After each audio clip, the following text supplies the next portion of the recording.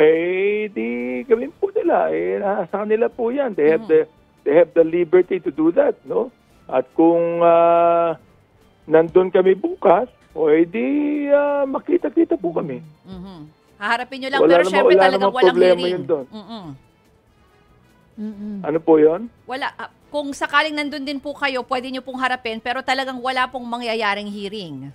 Oh yes, wala mangyayaring hearing sapagkat kinancel na po namin yan. Hindi naman pwede na bigla siyang darating doon.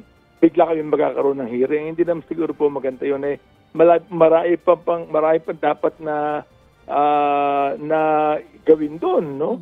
Ihanda yung buong People's Center sapagkat maraming tao darating at yung mga witnesses dapat nandun o yung mga kamag-anak ng biktima dapat nandun. Kaya, hindi po pwede yung gano'n.